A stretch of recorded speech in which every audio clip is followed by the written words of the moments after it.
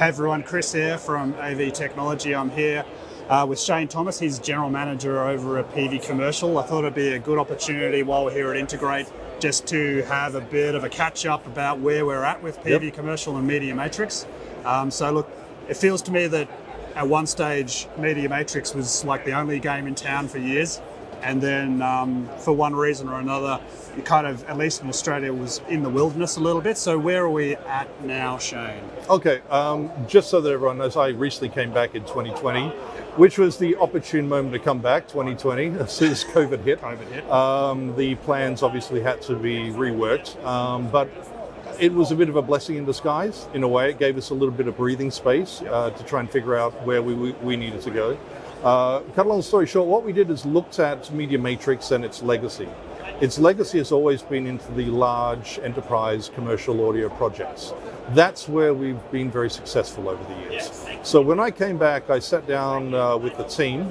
We've got a lot of smart people that have been with us for many, many years, and discussed with them, okay, what's the roadmap we want to do? And what we decided was we wanted to be able to support the current legacy projects. There's over 10,000 projects out there, even today, that are still running our products since like the late 90s.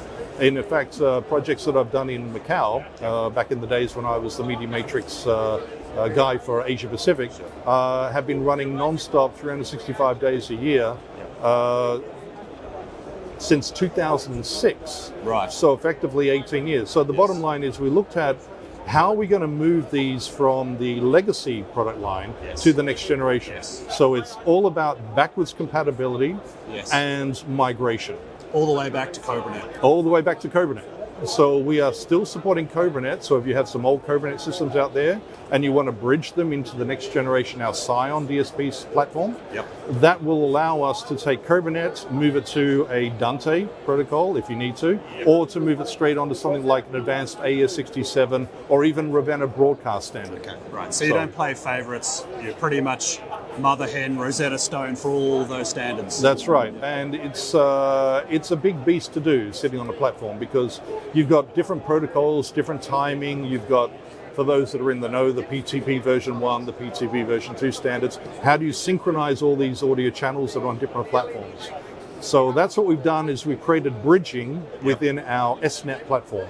So we call it the SNet, but it's got stacks of each protocol, and we can manage each protocol in the same environment. Gotcha. So I guess the incumbent, like the dominant player in the market, one of its real, I guess, advantages is the APIs and its ability to play nice in any environment. Like, are you trying to go up against that, or are you just trying to carve out a certain niche for MediaMatrix where it really wants to play? Yeah, as I mentioned, our focus has always been to look at the large enterprise, the casinos, the convention centers, the theme parks, the stadiums, infrastructure projects, anything that has a large I/O count. We're not really looking at the meeting room market at this stage. It's not our world, and we believe it's very flooded. So we're moving to the larger, anything to do with audio specific.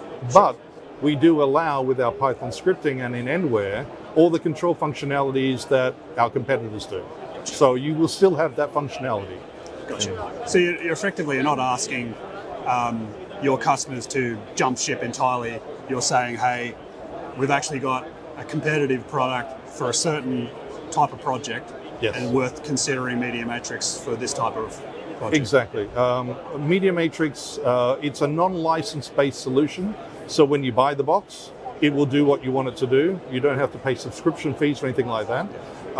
We have a capability of the Scion to go from the lower counts, the 64, 128, 256. So if you're running a project that's running, say, 256 channels, and you say, oh, we need to add in more channels, fine, you pay that one upgrade license fee, one time only perpetual license, now you have 384, or you have 512. So the Scion will do up to 512 by 512, plus analog I/O at the back with cards, and an extended port, which will do the legacy of CobraNet, of Dante Legacy, Dante PTP1, and obviously AS67 and any other future protocols. Watch this space that we're going to be introducing.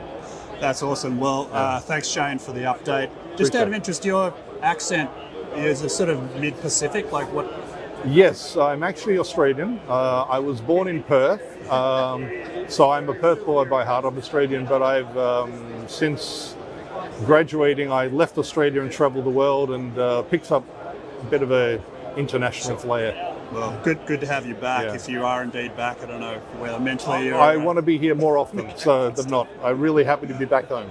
Good stuff. Well, have a great show. Thanks for catching up. Thank you very Cheers. much. Much appreciated.